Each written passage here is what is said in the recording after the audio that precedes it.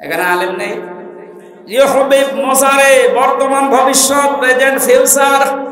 কেউ যদি রাসূলের অনুসরণ পূর্ণাঙ্গ ভাবে করবে বলে সিদ্ধান্ত নিয়ে চলতে থাকে, যখন পূর্ণাঙ্গ অনুসরণ করা আরম্ভ করব এই কথা বলে পথ চলবে, তখন আল্লাহ ওকে ভালোবাসা আরম্ভ করবে। তার মানে যার আংশিক অনুসরণ হচ্ছে, এখনো সে আল্লাহর ভালোবাসা বলেন না কেন? কারণ এখানে পাস্ট দেয়নি, অতীতের শব্দ নেই, এটা মাসি দেওয়া নেই, এটা মুজারে। ইউহিবকুমুল্লাহ, যখন থেকে আপনার অনুসরণ মাথা থেকে পা পর্যন্ত, রান্নাঘর থেকে আন্তর্জাতিক জীবন পর্যন্ত পুরাটা দেখবেন যে হ্যাঁ আমার রাসূলের অনুসরণ হচ্ছে, আর আমি এখন থেকে সিদ্ধান্ত নিয়ে নেমে পড়লাম, তখন আপনি বিশ্বাস করতে পারেন যে আমাকে আল্লাহ কেবল ভালোবাসা শুরু করলো। কথা বোঝা গেছে না?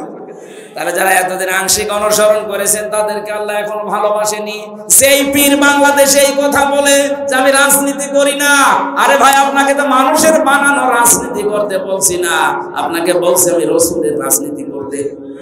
তাহলে যারা বলে যে আমরা ওসব ঝামেলায় নেই, আমরা খালি দরবার নিয়ে আছি, আল্লাহর কসম ওকে আল্লাহ এখন ভালোবাসা আরম্ভ। বলেন এর চাইতে আর কি ব্যাখ্যা দেওয়া যায়? বলেন। এই আয়াত অনুযায়ী বাংলাদেশে বহু মানুষ আমরা এখন আল্লাহর পূর্ণাঙ্গ ভালোবাসা এখন শুরুই করেনি। আল্লাহ জান্নাত দেওয়া, মাফ করা তো অনেক দূরের কথা।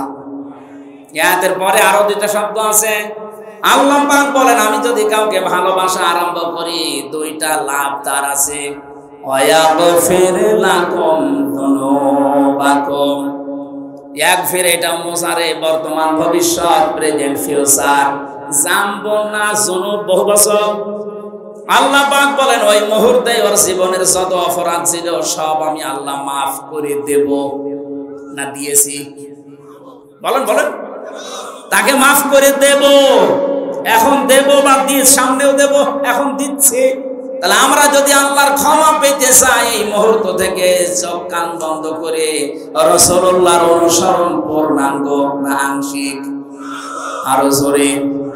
যদি সত্যি আপনি সিদ্ধান্ত আজকে এখান থেকে নিয়ে বাড়ি যেতে পারেন, আল্লাহ বলেন যুনুবাকুম, একটা অপরাধ থাকবে না, সব মাফ হয়ে যাবে।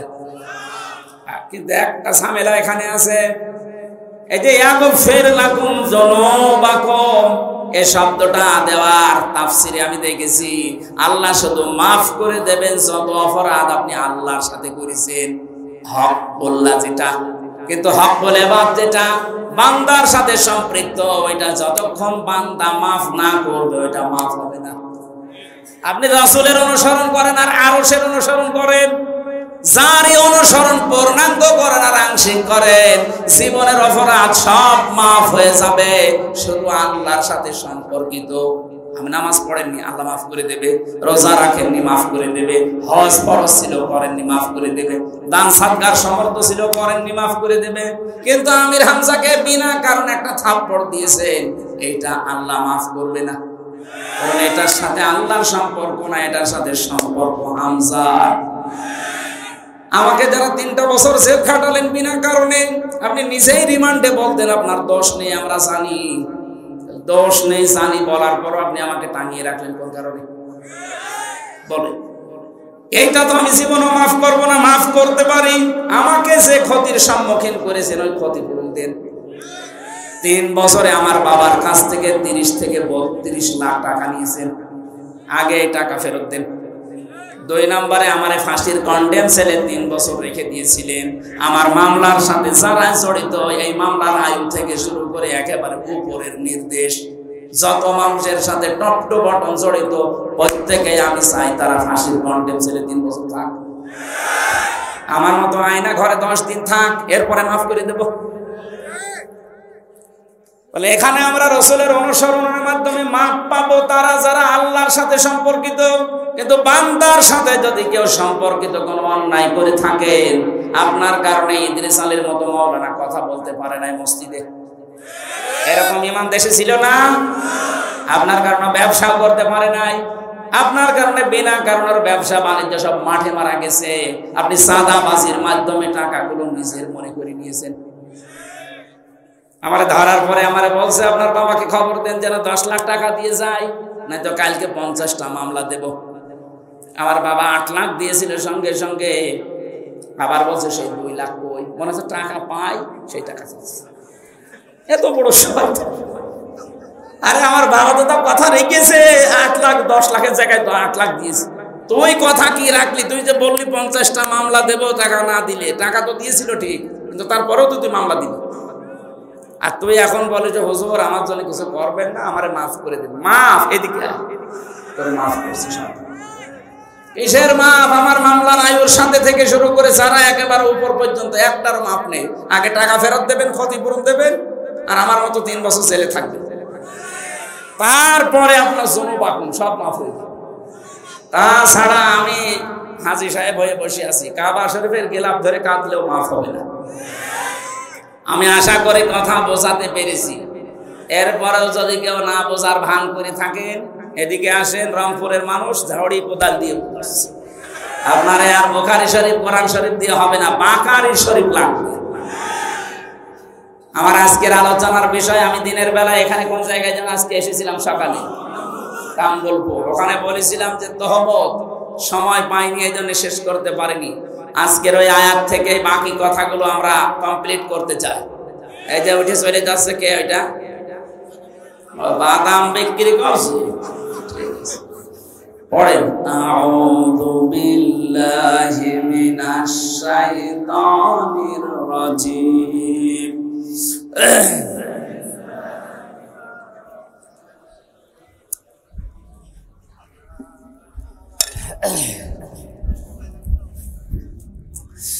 ওয়াইলুল লিকুল্লি হুমাযাতিল লুমাযা। শব্দের দিকে খেয়াল করে করে শুনবেন, কোরআনের প্রত্যেকটা শব্দ হেদায়েতমূলক। আল্লাহ বলেন ওয়াইলুন, দুর্ভোগ, সর্বনাশ, ধ্বংস হয়ে যাক, লিকুল্লি, প্রত্যেক ব্যক্তি। কথাটা বলছে কি? এখানে আমরা যারা এক একজন ব্যক্তি আছি, কথা শোনার পরে তো গা শিউরে ওঠার কথা, পশম খাড়া হয়ে যাওয়ার কথা। এটা হামসার কথা না, এটা সভাপতির কথা না, ইদ্রিস ভাইয়ের কথা না, কথা কার? আল্লাহ বলেন প্রত্যেক ব্যক্তির জন্য দুর্ভোগ, প্রত্যেকটা ব্যক্তির জন্য আফসোস। ওয়াইলুন মানে আফসোস হতে পারে। আফসোস করছে সরাসরি কে? দুর্ভোগ, আক্ষেপ, এরপরে সর্বনাশ, ধ্বংস প্রত্যেকটি মানুষের জন্য। আমার মনে হয় আয়াতটা যখন নাযিল হয়েছিল, আমি তাফসিরে পড়েছি, যখনই নবীজি এতটুকু বলেছিলেন ওয়াইলুল লিকুল্লি, সঙ্গে সঙ্গে যারা সামনে ছিল তারা অ্যাক্টিভ হয়ে গেছে। প্রতিটি মানুষকে আল্লাহ উদ্দেশ্য করছে, না জানি আমিও আছি কিনা। আল্লাহ পাক এবার দ্বিতীয় শব্দে বলেন হুমাযাতিল লুমাযা, যারা সামনে পেছনে মানুষের গীবত করে, পরনিন্দা করে, পরচর্চা করে, এই মানুষগুলোর জন্য দুর্ভোগ, এরা ধ্বংস হয়ে যাবে, এদের জন্য সর্বনাশ। অথচ এই গোনাটা বাংলাদেশে সবচাইতে বেশি। আপনি দেখেন, যে যেখানে আছে ওই জায়গা থেকে আমরা গীবতকে ঘি ভাতের মতো মনে করি। ঘি ভাত যেমন খেতে ভালো লাগে, গীবত করতে মনে হয় তার চাইতে বেশি ভালো লাগে। কথা বলেন না কেন? কবরে নবীজি 2 জনের আযাব দেখেছিলেন। জিবরাইল এসে বলে এখানে আযাব হচ্ছে। নবীজি বলেন এই 2 জনের আযাব খুব বড় পাপের কারণে না, একজন প্রসাব করে পবিত্র হতো না এই ছিটা ফোঁটা থেকে, আর 2 নম্বরের ব্যক্তি হচ্ছে মানুষের দোষ চর্চা করতো, গীবত করতো। বারবার কোরআনে কারিমে এই কথাগুলো আল্লাহ আমাদেরকে শোনাচ্ছেন, আমরা যেন এই বড় অপরাধ থেকে বেঁচে থাকি। কেউ যদি গীবত আরম্ভ করে দুনিয়াতে, ও নামাজ পড়তে পারে, রোজা রাখতে পারে, কিন্তু অন্তর মরে যায়, কি হয়? অন্তর মারা যায়। মরা অন্তর জান্নাতে আল্লাহ দেবে না, জিন্দা অন্তর লাগবে। এই জন্য আমাদের আবার অন্তর মরে গেল কিনা আপনি মিলাবেন। হুমাযাতিল লুমাযা, হুমাযা বলা হয় মানুষের হাত আর মুখের দ্বারা। হাত আর চোখের দ্বারা যে অপরাধ হয় এটা হুমাযা বলে। আর মুখ আর ঠোঁটের দ্বারা যে জিহ্বা, মুখ আর জিহ্বার দ্বারা যে অপরাধ হয় এইটার নাম হচ্ছে লুমাযা, হুমাযাতিল লুমাযা। অন্য তাফসিরে পেয়েছি এটা একটা জাহান্নামের দরজার নাম। এখানে অনেকেই জানি জাহান্নাম 7টা, জান্নাত 8টা, না আরো বেশি আছে। 100টার উপরে আছে জান্নাতের স্তর, জাহান্নামের স্তর আছে 100টার উপরে, কিন্তু আমরা সচরাচর 8টা জানি। আর এই হমাজা, লাজা, হোতামা এগুলো কিন্তু জাহান্নামের নাম না, এগুলো জাহান্নামের স্তরের নাম। এক একটা দরজার সামনে লেখা থাকবে লাজা, সাঈর, সাকার, জাহান্নাম, জাহিম, হোতামা, হাবিয়া, এগুলো লেখা থাকবে জাহান্নামের দরজার সামনে। দুনিয়ায় যে কাজ করেছে তাকে আল্লাহ ওই দরজা দিয়ে বলবে যা। এখানে যে আলোচনা চলছে আজকে হোতামা, এই জাহান্নামের এই যে দরজা লেখা থাকবে হোতামা, প্রবেশ কর, কাকে আল্লাহ বলবে? আল্লাযী জামাআ মালান ওয়া আদ্দাদা। দুনিয়ায় যারা মাল সম্পদ জমা করে আর বারবার হিসাব করে, এই 15.5 বছরের ভেতরে আপনি টাকা নিয়ে আয়াতটা আমার মনে হয় মিলে যাবে। কত মানুষ 5 বিঘা জমি থেকে শুরু করে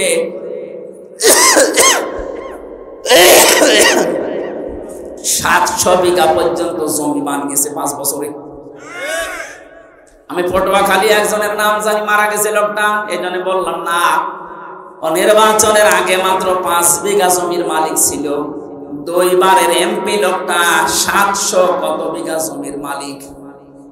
জমি লাগে কত? একটা মানুষের চলতে জমি লাগে কত বলেন তো?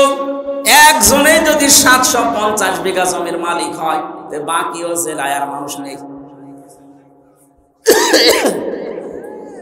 মাল সম্পদ যারা জমা করেছিলেন আর বারবার গণনা করেছিলেন, কি হয়েছে বলেন তো? কোরআনে কারীম জানিয়েছে কাল্লা, কখনোই না, ইন্নাহা লাযা, করে আমি লাজায় দেব, নাযাআতাল লিশাওয়া তাদউ মান আদবারা ওয়া তাওয়াল্লা ওয়া জামাআ ফাআওয়া। লাজার ভেতরে যারা প্রবেশ করানো হবে, সঙ্গে সঙ্গে চামড়া খসে যাবে। কি খসবে? আমি আলু ছড়ানো দেখেছি জেলখানায়। আলু ছড়ায় কি করে? এটা হাত দিয়ে এভাবে না, মেশিনের ভেতরে ধরলে আলু ছিঁড়ে যায়। একটু মেশিনের সামনে ধরবেন, আলু পুরা পরিষ্কার করে চামড়া ছিলে দেখাবে পুরাটা পাল্টিয়ে গেছে। আমি ওই জায়গা থেকে দেখেছি জাহান্নামের আয়াতটা, নাযাআতাল লিশাওয়া, লাজায় আল্লাহ মানুষকে দেওয়ার সঙ্গে সঙ্গে তার চামড়াটা আল্লাহ আগে খুলে দেবে। এই জাহান্নামে লাজা কাদেরকে ডাকবে জানেন? তাদউ মান আদবারা ওয়া তাওয়াল্লা, তাদেরকে ডাকবে যেই মানুষগুলো দুনিয়াতে সত্য আহ্বান জানার পরও মুখ ফিরিয়েছিল।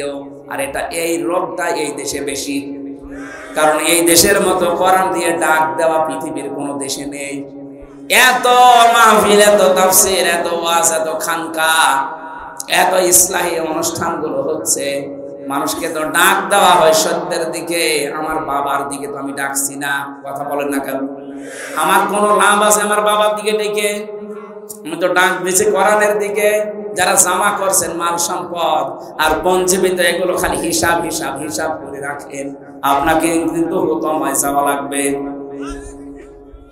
আল্লাযী জামাআ মালা ওয়া আদ্দাদা, মালের ব্যাখ্যা আমি ওই দিনের বেলায় 19টা পেয়েছিলাম। এবার একটু মালের ব্যাখ্যাটা করি। পৃথিবীতে মাল বলতে প্রথমে নেককার স্ত্রীদেরকে নবীজি বুঝিয়েছেন। দ্বিতীয় নম্বরে মাল বলতে পৃথিবীর ময়দানে ক্ষমতাকে বুঝিয়েছেন। এই যে চেয়ার, এগুলো মালের অন্তর্ভুক্ত। যারা চেয়ারে বসে বারবার হিসাব করে কতদিন কতদিন কতদিন, শেষ পর্যন্ত টার্গেট দিয়ে দেয় 41 সাল। এটা চেয়ারে বসে না, চেয়ার থেকে নেমে বসে টার্গেট দিয়েছিল। এই মাল আদাদা, আদাদ মানে গণনা করা, খালি হিসাব করতে থাকে কতদিন কতদিন।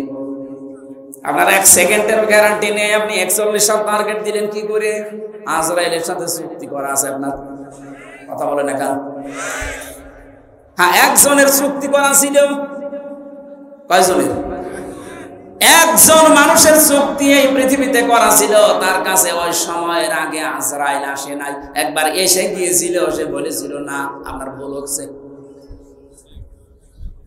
তিনি বলেছিলেন যে না, আমি আমার বাবার কাছ থেকে হায়াত পেয়েছি আমি 940 বছর, আর আমার হায়াত ছিল 60 বছর, সব মিলে 1000 বছর। আপনি কেন আন্দাজে আমার কাছে আসলেন? আমি এখন যাব না।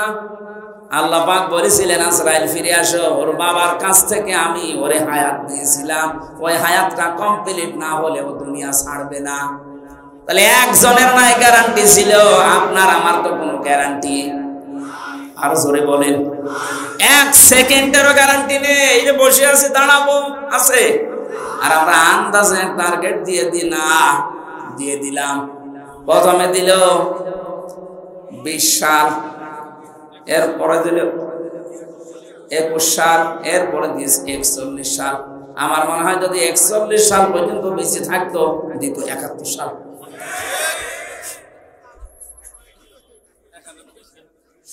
না, এগুলো আপনি হাসির ছলে নিবেন না।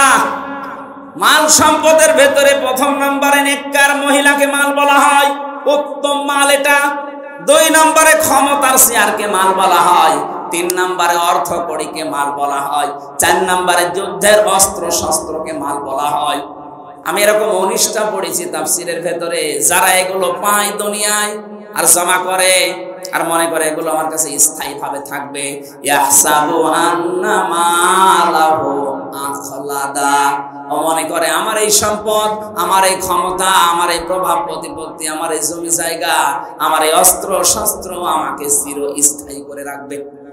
আখলাদা, যারা এই ধারণা করেছিল তাদেরকে চিরস্থায়ী করে কোনো সম্পদ রাখে নাই। আবু লাহাবের কথা আল্লাহ কোরআনে দিয়েছেন, তাব্বাত ইয়াদা আবি লাহাবিন ওয়া তাব্বা মা আগনা আনহু মালুহু ওয়া মা কাসাব। ধ্বংস হয়ে যাক আবু লাহাব, তার 2 হাত সহ, এবং সে নিজেও, এবং সে ধ্বংস হয়েছে। ওয়া তাব্বা মা আগনা আনহু মালুহু ওয়া মা কাসাব, তার যে অর্থ সম্পদ টাকা পয়সা যা সে উপার্জন করেছিল একটাও কাজে আসে নাই। যারা মনে মনে করেন ক্ষমতা আমাকে চিরস্থায়ী করে রাখবে, চিরস্মরণীয় করে রাখবে, আমি মারা যাওয়ার 500 বছর পরও আমার আলোচনা হবে না, আল্লাহ বলেন ওই সম্পদ তোকে চিরস্থায়ী করবে। এটা ভুল ধারণা। কাল্লা, কি বলছে? কাল্লা, কাল্লা মানে কল্লা। কাল্লা, কখনোই না। লায়ুম বাদান্না ফিল হুতামা, তোকে আমি হুতামায় দেব। কোন জায়গায়? হুতামা কি? নারুল্লাহিল মুকাদা, এটা আল্লাহর জ্বালানো আগুন। প্রশ্ন আসতে পারে, জাহান্নামের অন্যান্য আগুনগুলো আল্লাহ জ্বালায়নি, জ্বালিয়েছে, কিন্তু এটা বেশি জাল দেওয়া। নারুল্লাহিল মুকাদা আল্লাতী তাত্তালিউ আলাল আফইদা। অন্য জাহান্নামে গেলে আগে কলিজা পড়বে, কথা আমি পাইনি, কিন্তু হুতামায় যাওয়ার সঙ্গে সঙ্গে আগে মানুষের কলিজা পুড়ে শেষ হয়ে যাবে। আল্লাহ যেন প্রশ্নবোধক চিহ্ন দিয়েছেন, আমা আদরাকা মাল হুতামা, নবী আপনি জানেন এই হুতামা কি? এই হুতামার পরিচয় এটা আল্লাহ নিজে যেহেতু চালিয়েছে, এখানে কেউ পড়লে আগে কলিজা পড়বে। পৃথিবীর আগুনের সিস্টেম হচ্ছে যেখানে লাগে ওই জায়গা পুড়ে যায়। আপনি হাত দেবেন, এভাবে হাত পুড়ে যাবে, কলিজা পুড়বে না? পুড়বে। কিন্তু জাহান্নামে হুতামা যেটা, আল্লাহ যে আগুন জ্বালিয়েছে, এই আগুনে যেখানেই লাগবে আগে কলিজা পুড়বে। ইন্নাহা আলাইহিম মুসাদা ফি আমাদিম মুমাদ্দাদা, এটা একেবারে বেষ্টন করে রাখবে আপনাকে লম্বা লম্বা আগুনের খুঁটির সাথে। আল্লাহ পাক এই জাহান্নামে হুতামার আসামিদেরকে বেঁধে রাখবে। বলেন নাউজুবিল্লাহ। এই যে ভয়ঙ্কর কথাগুলো আল্লাহ আমাদের শোনালেন, এই জাহান্নাম থেকে বাঁচার জন্য যে কাজগুলো দুনিয়াতে এখন আঞ্জাম দেওয়া লাগবে, প্রথম নাম্বারে কারোর পেছনে লাগা যাবে না, যেটা আমরা সবচাইতে বেশি করছি। ছোট্ট একটা হায়াত 50, 60, 70 বছরের, এরপরে তো আপনি এই হায়াত আর পাবেন না। নিজেকে নিয়েই তো ব্যস্ত থেকে শেষ হয়ে যায়, মানুষের পেছনে লাগেন কি করে? কথা বলে না কেন? আজ ফেসবুকটাই দেখেন, এ ওর পেছনে, ও ওর পেছনে সময় দিচ্ছে, অথচ নিজের কোনো চিন্তা নেই। নিজের চরিত্র যে কত খারাপ, শয়তান পর্যন্ত চরিত্র দেখলে হাসে, আরো অন্যের পেছনে লেগে সময় নষ্ট করছে। হাম্মাজিম মাশাইম বিনামিম। আল্লাহ পাক বলেন যে মানুষটা নিজের দোষ নিজে দেখে না, অন্যের দোষগুলো অনুসন্ধান করে আর মানুষকে এই প্রতিপন্ন করার জন্য শুধু দোষ খুঁজে বেড়ায়, এই মানুষটা হচ্ছে জাহান্নামে হতমার আসামি। বাংলাদেশে যত মানুষ জাহান্নামে আমরা যাবো, সবচেয়ে বেশি আমার মনে হয় যাওয়া লাগবে হতমায়। কথা বলেন না কেন? আজকে থেকে সিদ্ধান্ত নিয়ে যাবেন, দুনিয়া একদিকে চলে যাক, কারো পেছনে না, আমার নিজেরটা আমি নিজে দেখি একটু।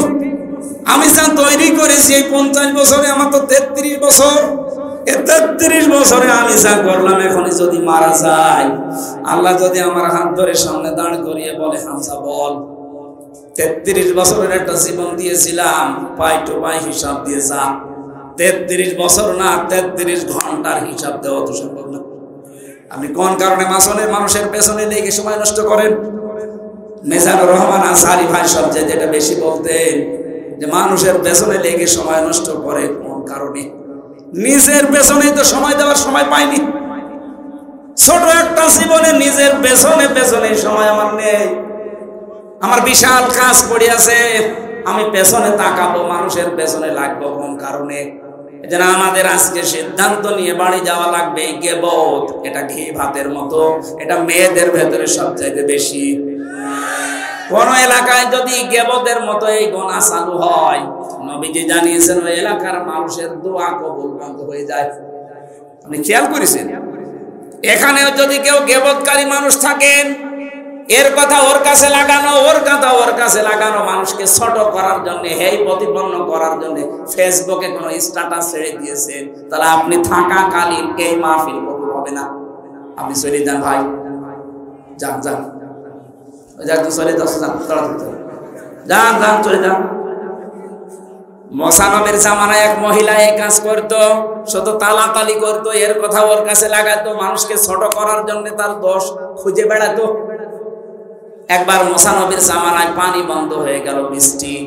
উনি চাটিয়াল ময়দানে উম্মতদেরকে নিয়ে দোয়া করলেন, আল্লাহ বৃষ্টি দাও।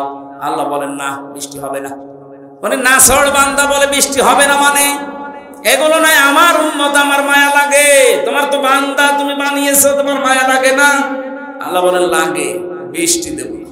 কেন? কারণ এর ভেতরে একজন মহিলা আছেন নামিমা, যে তালাতালি করে, মানুষকে ছোট করার জন্য মানুষের কথা লাগিয়ে বেড়ায়, দোষ অনুসন্ধান করে। ওই মহিলা যতক্ষণ আছে ততক্ষণ দোয়া কবুল হবে না, তুমি নবী দোয়া করলেও না। হযরত মুসা বলেছিলেন, আল্লাহ তুমি শুধু ওই মহিলার নাম বলো, দেখো কি করি, পরে ঘাড় ধরে বের করে দেবো এই দরবার থেকে। আল্লাহ পাক বলেন, না, আমি নাম ধরা পছন্দ করি না, তবে এক কাজ করো, তুমি মিলে সবাইকে নিয়ে তওবা করো। ওই মহিলাও তওবা করবে, তারপরে দেখা যাক। তিনি আসলেন ময়দানে, বললেন, উম্মতেরা দোয়া কবুল হবে না 100 বার না। এখানে একজন নামিমা আছে, তালাতালি করা মহিলা আছে, কিন্তু কে আছে এটা আমি জানি না, তবে আছে। এখন আমরা দোয়া করব, কিন্তু আগে তওবা করে নেই। যদি ওই রকম কেউ থাকেন আমার সাথে, সেও যেন তওবা করেন, নয়তো চলে যাবেন। হযরত মুসা তওবা 3টা শর্ত দিয়ে তওবা করলেন। প্রথমে স্বীকার করলেন আমরা অপরাধী, 2 নম্বরে অনুশোচনা করলেন, অনুতপ্ত হলেন, 3 নম্বরে বললেন এই কাজ জীবনে আর রিপিট করা যাবে না। 3টা শর্ত মেনে তওবা করার সঙ্গে সঙ্গে দেখা গেল আল্লাহ বৃষ্টি দিয়েছেন। মুসা নবীর মতো মানুষ, শুধু একজন তালাতালি করা মহিলা আছে, এজন্য দোয়া কবুল হচ্ছে না। আর আমাদের এখানে কত মানুষ এই পাপি বসে আছি আমরা, আমাদের দোয়া মাঠে মারা যাবে। এই জন্য তালাতালি করার স্বভাব এখনো যার আছে, মানুষকে হেই প্রতিপন্ন করা, ছোট করার অভ্যাস স্যার, চলে যান ভাই, নাইতে মাহফিল কিন্তু হবে না। 2 দিন কেন 14 দিন এইভাবে পড়ে থাকবে। কথা বলছে না কেন? এটা যে কত বড় গুনার কাজ, নিজের মরা ভাইয়ের গোশত খাওয়ার সমান। হযরতে সাবিত রাদিয়াল্লাহু তাআলা আনহু, ওনার আরো বড় নাম আছে, এতটুকু আমার মনে আছে। ওনার কাছে এক লোক এসে কথা বলছিল, হঠাৎ তিনি বললেন, কথা বন্ধ করেন। কেন? আপনার মুখ দিয়ে মানে গোশতের গন্ধ বের হচ্ছে, মানে পচা গোশত। কই আমি তো আজকে গোশত খাইনি। মানে ডাক দিয়ে বললেন, সত্যি করে বলেন তো আপনি কি কারো বিরুদ্ধে কোনো কথা কারো কাছে লাগিয়েছেন? মাথা নিচু করলেন। আল্লাহর কোরআন জানিয়েছে, ফাকারিহতুম ইন তাজতানিবু ইয়া আইয়ুহাল্লাযীনা আমানু জতানিবু কাসীরাম মিনাজ যন্নি ইন্না বা'দাজ যন্নি ইসমুন ওয়া লা তাজাসসু ওয়া লা ইয়াবতাব বা'দুকুম বা'দা আইয়ুহিব্বু আহাদুকুম আইয়াকুলা লাহমা আখিহি মাইতান ফাকারিহতুম। কোন মানুষ যদি সত্যি গীবত করে, একের কথা অন্যের কাছে লাগায়, যার ভেতরে যে দোষ নেই ওই দোষের কথা বলে বেড়ায়, অথবা বানিয়ে বানিয়ে তার নামে একটা দোষ লাগিয়ে দেয়, ও যেন মরা ভাইয়ের গোশত খায়। অথচ তোমরা সবাই এই কাজটা অপছন্দ করো, তারপরও দুনিয়ায় করো। আমরা যেহেতু এই কাজ অনেকে আসি, আজকে তওবা করে বাড়ি যাব, জীবন চলে যাক, আমি গীবত করব না। কথা বলে না কেন? গীবত থেকে মুক্ত হওয়া যাবে না। গীবত যদি চালিয়ে যান তাহলে আপনার অন্তর কিন্তু মরে যাবে। যতই নামাজ পড়েন, জিকির করেন, আর অন্তর সাফ হবে না। জাগ্রত হওয়ার জন্য গীবত এই মুহূর্ত থেকে বন্ধ। প্রশ্ন আসতে পারে, আমরা যে এতক্ষণ কথা বলেছি অনেকের নামে গীবত না, কয়েক জায়গায় কথা বললে গীবত হয় না। কথাগুলো বুঝতে হবে। যেই সন্তান সমর্থ আছে কিন্তু টাকা পয়সা মা বাবাকে দেয় না, তাদের পেছনে খরচ করে না, তাদের সেবা যত্ন করে না, এরকম সন্তানের নাম ধরে মানুষের কাছে বলা যায় যাচ্ছে। কথা বোঝাতে পারিনি? যে মানুষটার সামর্থ্য আছে মা বাবার খেদমত করা এবং তাদের পেছনে খরচ করার তার সামর্থ্য আছে, এরপরেও যদি কোনো মানুষ, কোনো সন্তান মা বাবার খোঁজ খবর নেয় না, তাদের পেছনে খরচ করে না, তাদের সাথে ভালো ব্যবহার করে না, তাহলে ওই সন্তানের নাম ধরে জাতিকে সতর্ক করা যায় যে এই লোকটা কেমন, কিন্তু এরকম, এর সাথে কিছু করলে হিসাব নিকাশ করে করবেন। দ্বিতীয় নম্বর, কোন জালেম বাদশাহ, জালেম অভিভাবক, জালেম দায়িত্বশীল, তার জুলুম থেকে জনগণকে সতর্ক করার জন্য তার নাম ধরে কথা বলা যায়। এই দুইটা, আমি এই দুইটাকে ব্যাখ্যা করে আরো দুইটা পেয়েছি, অন্তত এই দুইটাই শোনেন। যে সন্তান তার মা বাবার খোঁজ নেয় না, সামর্থ্য থাকার পরেও তার নাম ধরে জাতিকে সতর্ক করা যায়, কারণ জাতি না বুঝে তার সাথে আত্মহত্যা করতে পারে, লেনদেন করতে পারে, শেষে সেও ধরা খাবে। যে তার মা বাবারই খোঁজ নেয় না, সে আপনার সাথে কি খোঁজ খবর রাখবে?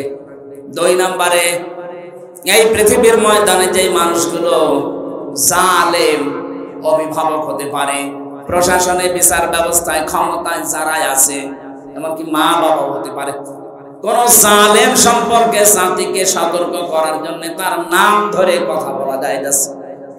এই দুইটা বাদ দিয়ে বাকি কোন জায়গায় আপনি গীবত কারোর জন্য করতে পারবেন না। আর আমরা এই দুইটা সামনে রেখে কথা বলি, আন্দাজে বলি না। আমি আবার বলছি, আমি সহ যারা এসেছি আর যাই করি, গীবতের এই গুনাহ যেন আমলনামায় না থাকে। আপনি যার গীবত করবেন ওর গুনাহগুলো অটোমেটিক আপনার আমলনামায় চলে আসবে, আর আপনার যা সওয়াব ছিল ওর আমলনামায় চলে যাবে। এরকম পাগল দেশে আছে, মানে আমরা। আল্লাহ আমাদের হেফাজত করুন, আমিন। বারাকাল্লাহু লানা ওয়া লাকুম ফিল কোরআনিল আযীম। আমার লিখিত বই কারাগারে বসে লিখেছিলাম, 2-3 দিন আগে বের করেছি, ওটা নিয়ে যাবেন যাওয়ার সময়। ব্যাগ যারা নিয়ে গেছেন, এই ব্যাগের ভেতরে আরো টাকা নেবেন। ব্যাগ ছাড়েননি, ব্যাগ মনে হয় ছাড়া হয়নি। যারা নিয়ে যাচ্ছে ওনাদের কাছে নিয়ে যায়, মোনাজাত করে যাবে না। বিসমিল্লাহির রহমানির রহিম। ওয়াইলুল লিকুল্লি হুমাযাতিন লুমাযা। সাদাকাল্লাহুল আযীম। ওয়া মা যাদাহুম ইল্লা ঈমানা ওয়া তাসলিমা। আল্লাহুম্মা সাল্লি আলা সাইয়্যিদিনা মাওলানা মুহাম্মাদ ওয়ালালি সাইয়্যিদিনা মাওলানা মুহাম্মদ। আলহামদুলিল্লাহ। রামপুর বীরগাছা দেওতি 2 দিন ব্যাপী তাফসীরুল কোরআন মাহফিলের সমাপনী বা দনির সমাপনী সভাপতি জনাব জাহাঙ্গীর আলম।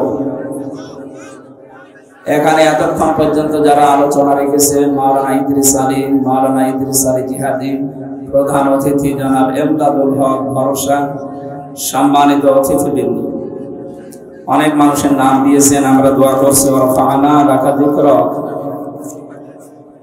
সামনে বসা মুসলমান ভাইরা, পর্দার আড়ালের সম্মানিত মা এবং বোনেরা, প্রশাসনের ভাইরা, প্রাণপ্রিয় রংপুরবাসী,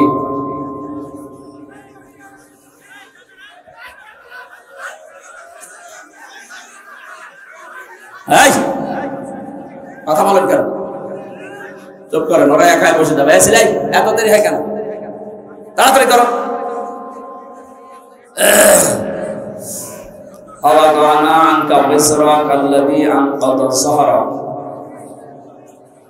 আল্লাহ পাক বলেন, হে নবী, আমি আপনার পিঠ থেকে বিশাল এক বোঝা নামিয়ে দিয়েছি।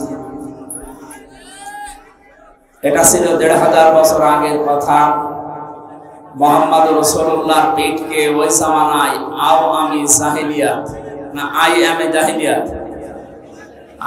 এ জাহিলিয়াতের যুগে এমন এমন বিষয়গুলো নবীজির পিঠকে বাঁকা করে ফেলেছিল। 1400-1500 বছর পরেও আমরা এখন দেখতে পাচ্ছি নবীর উম্মতদের পিঠ 2024 সালের 5 আগস্ট পর্যন্ত বাঁকা ছিল। শুধু পিঠ বাঁকা ছিল না, আমাদের বুকের উপরে একটা জগদ্দল পাথর ছিল। আল্লাহ পাক মনে হচ্ছে দয়া করে তিনি পাথর নামিয়ে দিয়েছেন। ফালাম্মা নাসু মা যুকিরু বিহি ফাতাহনা আলাইহিম আবওয়াবা কুল্লা শাইইন। যখন মানুষ আল্লাহর বিধান ভুলে যায়, তখন তাদেরকে ক্ষমতার চেয়ার আল্লাহ দিয়ে যতগুলো দরজা আছে সব খুলে দেয়। আমরা 2006 থেকে 2024 পর্যন্ত এইটাই দেখেছিলাম।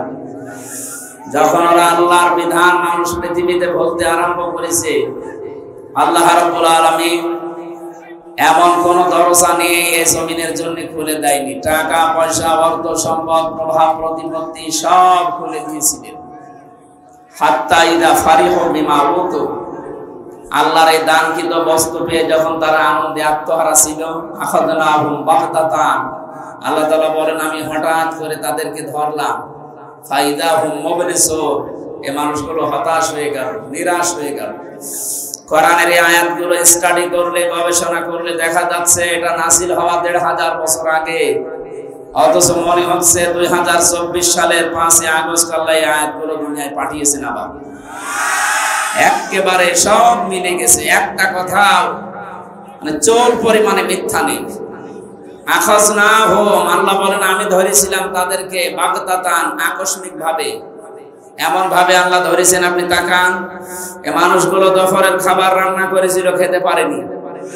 কত কিছু জোগাড় করেছিল বিভিন্ন বাড়িতে বাড়িতে, কেউ নিতে পারেনি। যে সেইখান দিয়ে ইচ্ছা পালিয়েছে, এমন ভাবে পালিয়েছে, নৌকায় করে পালাতেছে, দরবেশও ধরা খেয়ে গেছে। আয়াতের কথা ছিল ফাইদা হুম মুবলিসুন, ওরা হতাশ হয়ে যাবে। দেখেছে আদালতে তোলার সময় কালকেও দীপমণি কি কান্নাকাটি করা। অলক সাহেব মোনাজাত চাচ্ছে যে আমার জন্য দোয়া করে, আপনার জন্য দোয়া করবো, আপনি দোয়া বিশ্বাস করেন? দোয়া করা মানুষগুলোকে আপনি এতদিন জেলখানায় ভরে রেখেছিলেন, কিসের দোয়া করবে আপনার জন্য? এই আয়াতের পরের শব্দ আনআমের 44 নম্বর আয়াত, ফাকদিয়া দাবিরুল কওমিল্লাযিনা যালামু, আল্লাহ বলেন জালেমদের শিকড় কেটে দেওয়া হয়ে গেছে। শব্দের দিকে তাকান, ফাকদিয়া, জালেমদের শিকড় কেটে দেওয়া হয়ে গেছে। কেটেছে কে? এটা মজহুল, জানা নেই। এই ছেলে, আমি কি আর কি মারছি আপনার সাথে? বসেন। এমনিতে রাত হয়ে গেছে, রাত 10টা, এত রাত পর্যন্ত তো কথা বলা ঠিক।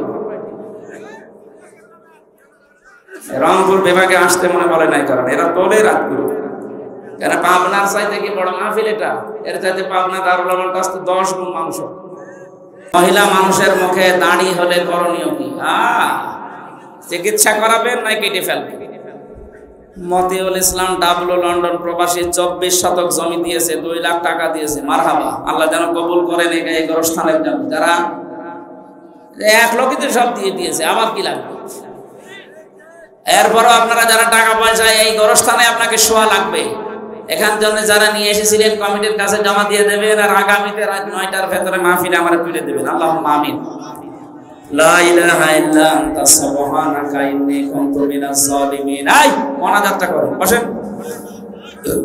আর দোয়া ও মখল ইবাদতের মগজ হচ্ছে দোয়া করা। বসেন, মোনাজাতটা করে তারপরে বাড়ি যান।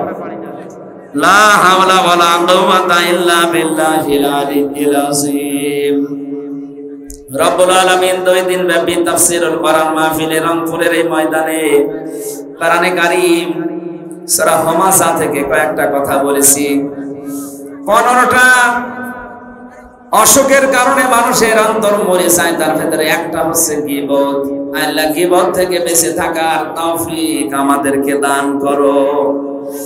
মা বোনদের ভেতরে রোগটা বেশি, আল্লাহ মেয়েদেরকে তুমি নিচে হাতে বাঁচাও, তাদের জীবনে যেন গীবতের মতোই কোই মারাত্মক গোনাটা না থাকে।